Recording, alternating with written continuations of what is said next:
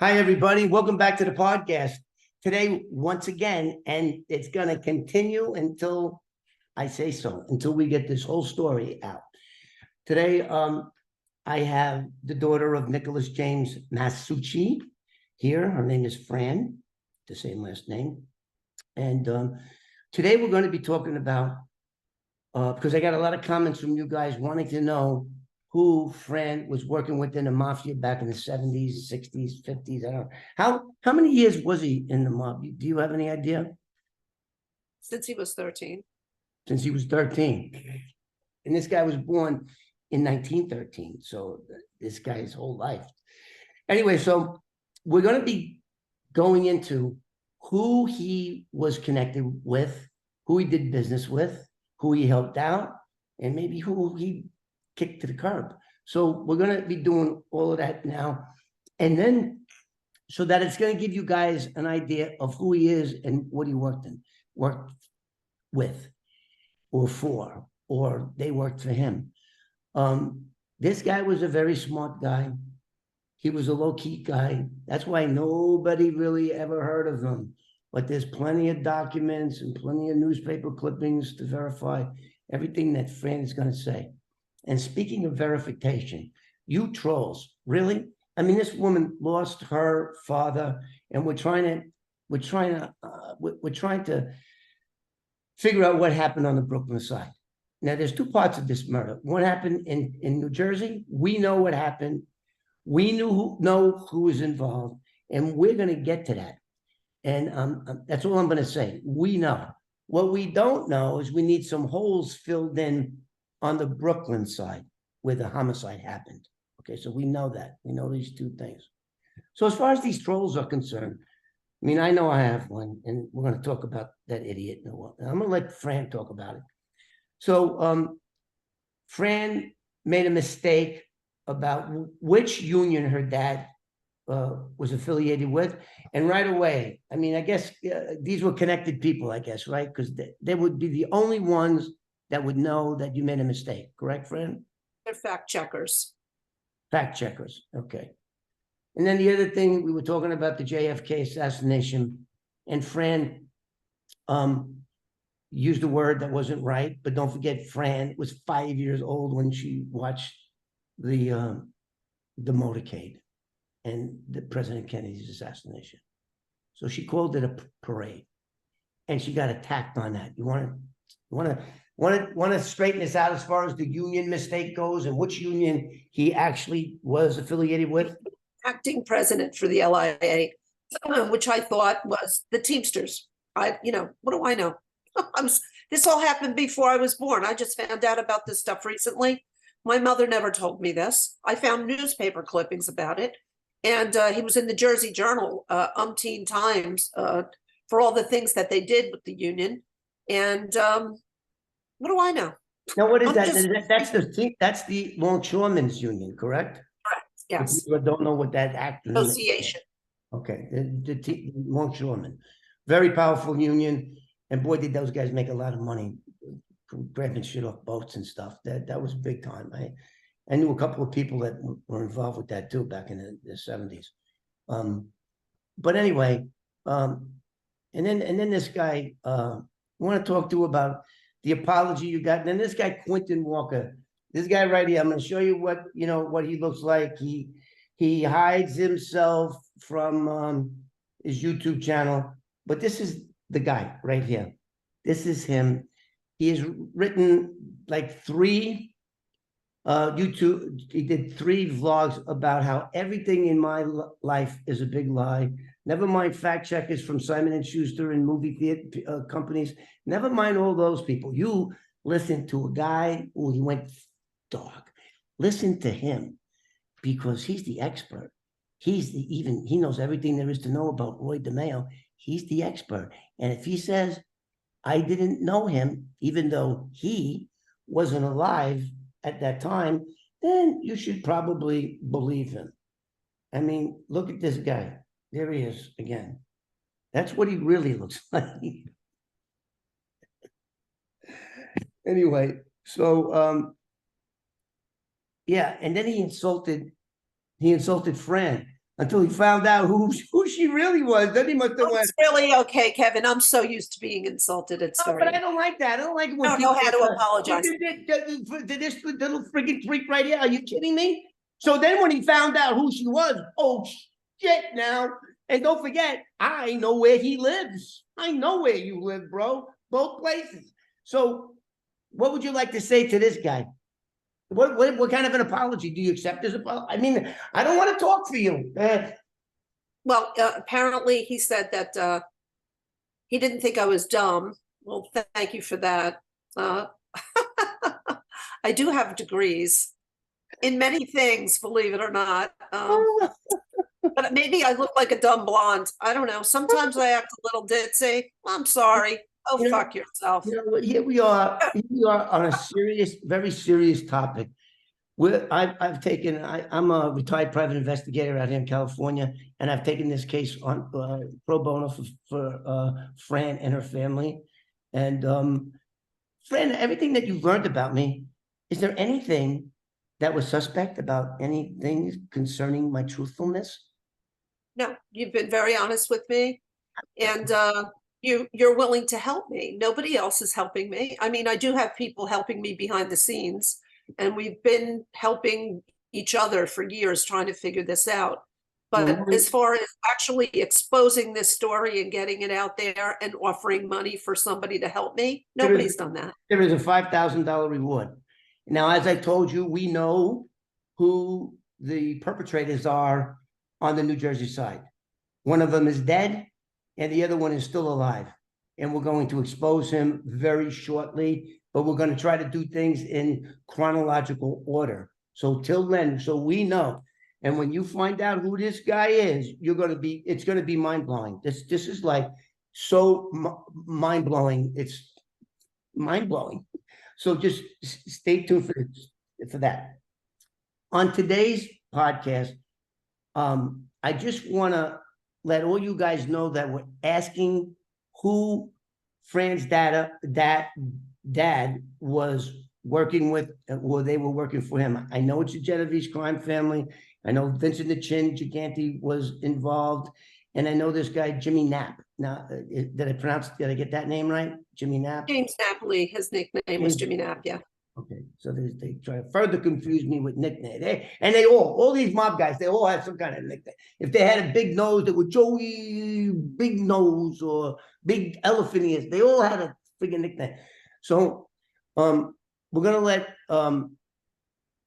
Fran talk about the mobsters that she knew and even lived with when things got tough. For one particular mobster actually lived with you guys in your penthouse in Florida. Why don't you start off with him, Fran? Okay, so my Uncle Jimmy, which is James Napoli, and his children lived with us in the Moulin Rouge, and that was in the penthouse in Miami Beach, Florida, because they didn't have any money. Uncle Jimmy had a very, very bad gambling habit, and he borrowed money from a guy by the name of, oh, maybe I shouldn't say his name. Anyway, there's validity to that story that he was broke. And my father felt terrible for him because he had 5 children.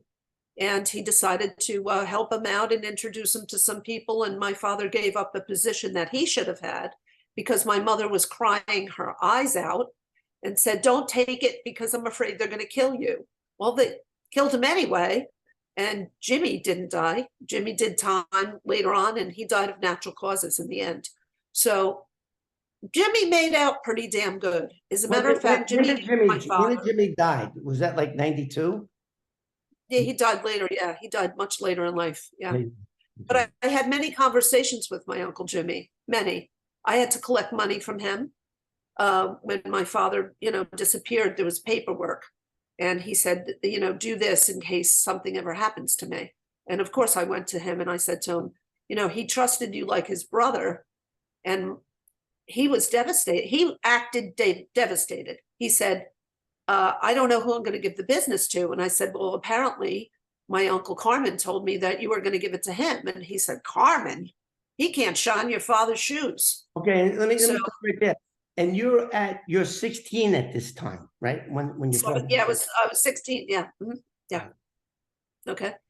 And he asked me what I was looking at him for, because I was pretty pissed off. I mean, I was sitting there, like this, and I can get real in your face, you know what I mean? So he knew what I meant. And I said to him, I can look at you any way I want. I know you since I'm a child, since I'm an infant. And my mother said he squirmed a little bit, and he never squirmed before. But I'll tell you what, I got all my money back. They paid me every week.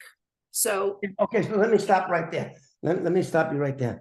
When your father went missing, the money then stopped, and you were living, of course. And then who did Jimmy take care of you, your mother, and your brother? No, my brother and my mother had to put a lot of money in a safety deposit box, because my brother told my mother that the IRS was going to come, that the FBI was going to come to the house. And my poor mother had a really bad heart. Her lips used to turn blue. So she would get upset, and he knew what he was doing. He was bullying her. And he said, you got to put the money in the safety deposit box, because they're going to come and they're going to question you. So she gave him the money, and she put it in with him in the, in the black bank. Let me just put it that way. It was in Kearney. Anyway, they put it in there. And about a year later, she went into the box to get money out, and he only left us $10,000. He took it all.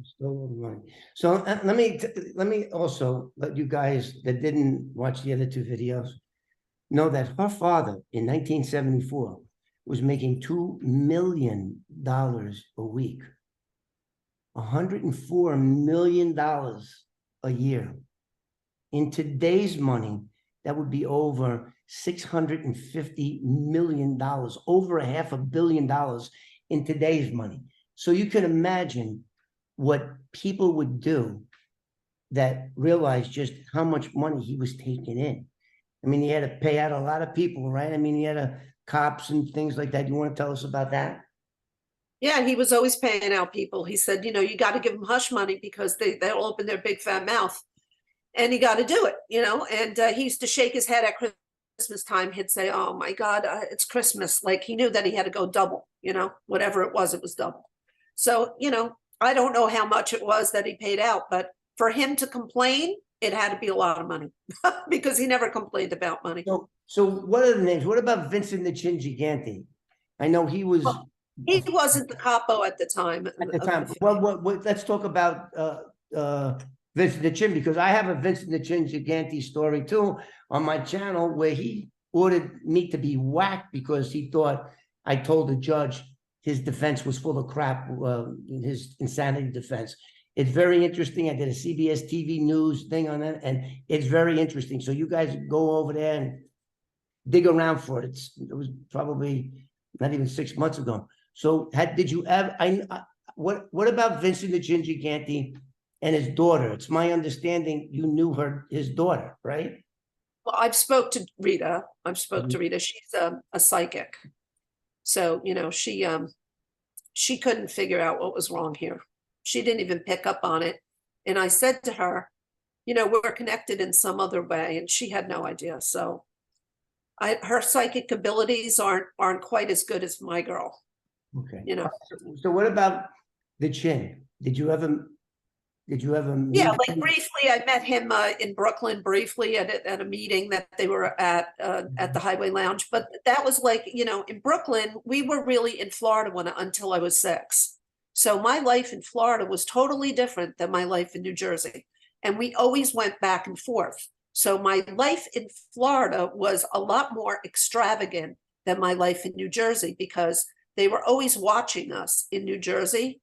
And in Florida, we could hide. Like, we used to maneuver at night. So if we were moving from penthouse to penthouse, we would do it at 3 o'clock in the morning. The bellhop would take everything out of the, move it to the next hotel. The new bellhop would put it in, and we would just drive there in the wee hours of the morning. And this is because your father feared that somebody could we were hiding from the FBI. We were the 50s mafia. We were running the country. They were running the country. Yeah, and that's something I want to get out there to all you mob historians and like the Quentin Walkers out there that think you know it all. This guy here, when you start fact checking who this guy was, as my fact checker has, that it'll just blow your mind how he was able to go under, like, so Fran said he's been connected with the mafia since he was 13. Well, that's 1926, if my math serves me. Since 1926 to 1974. Whoa. So what about So let me tell you how he started this. My uncle, Tony, who passed away when he was 45, actually started the numbers business in Jersey City from Italy. Okay. And the whole family, he had 4 other brothers, they all worked for him. So they had a produce business as a cover, and they used to take numbers. So in the 40s, but in the late 30s, they had phones in their house, they had a car, and other people didn't have this stuff, you know, and they thought that it was just from the produce business, but it was really my uncle. They called him the Iron Horse, and he was in the newspapers when he died. Big time. What's his name? Tony. Well, Anthony Maschuci. Anthony Maschuci. Yeah. Wow. Okay, so what, give me your famous mob story. Like, I know you probably got a lot of Jimmy Knapp stories. Is there anybody else that the viewers would be able to identify with? Because I think most of my viewers are interested in the mob from the 60s up to the 90s when John Gotti went away and died. Well, I could tell you a couple of different stories because I have so many, but I'll tell you about my godfather, Gary Garofalo. Gary Garofalo was accused of killing Frankie DePaula. He was a fighter. My uncle, he's really my cousin, but he promoted fights. He was a boxer himself, and he was backing this kid with my father and Jimmy. They were backing DePaula, and DePaula got killed, right? So the night that DePaula got killed, Gary came to our house at like late in the morning. It was cold out, and he was ringing the bell like a mad fiend. And of course, I answered the door, and he said, I got to see your dad. So I woke my father up, and he came downstairs, and he said, they killed him. They killed him, and they're going to blame me. They're going to blame me. He was going out of his mind. Okay. And he got on his knees in the living room, and he was crying to my father to help him. Please, please, Nikki, you have to help me, please. So my brother was up, my mother was up. My father said, babe, start making stuff to eat, you know. So my mother sat at the table, we're putting everything out. Now, you will have to understand that in my house, we had Wedgwood as everyday china. We had gold spoons. We had, you know, gold flatware. So we're setting the dining room table. It's about 3 in the morning. And my brother looks out the window and he says, there's a car running. Gary goes, oh my God, I left Mario in the car. He goes, who the hell's Mario? He goes, it's cold outside. Go get him. So Mario comes to the door. He's only 3'5", you know, he's a midget. He comes to the door. He's like, hi, how are you? And he walks in, and my brother and I are just hysterical laughing. Okay. So he sits in the chair. He sits in the chair at the dining room table, and he looks at the spoon, and he goes, wow, gold spoons. Like, so this was a big joke in our family. Every time we would have dinner, you know, we would look at a spoon and say gold spoons. But Gary did not kill Frankie DePaula, but he was accused of it. They put him on the stand. They acquitted him. So he was arrested and indicted for them. Oh yeah. And I know for a fact he didn't do it because I was there when he was hysterical crying. Okay, so what happened? I know what happened to the case? Did he get guilty? Not guilty? He got acquitted. He got acquitted. Yeah, but the boxing books say, you know, this, and people say that. They, you know, they don't know. I was there. I know he didn't do it. And that's what I want to keep emphasizing here. These are not like these clown guys that get up and they Google things. You're hearing this story right from the horse's mouth. Yeah, like the first time too. This is what I find so fascinating about this case, that all over the fact that in 1974, when I threw that 72 Lincoln Town Car into the East River, I forgot to turn the lights out. And had I not turned the lights out and knew exactly where that car was, we would have never found it. We would have never found it because it didn't show on the radar and LiDAR, all that electrical equipment, because it was just so rusted. It didn't look like a car. God knows how many others are over there, and we're going back. But all because I didn't turn off the light, because I was so nervous, because I knew there was a body in the car. And that's what brings us here almost 50 years later.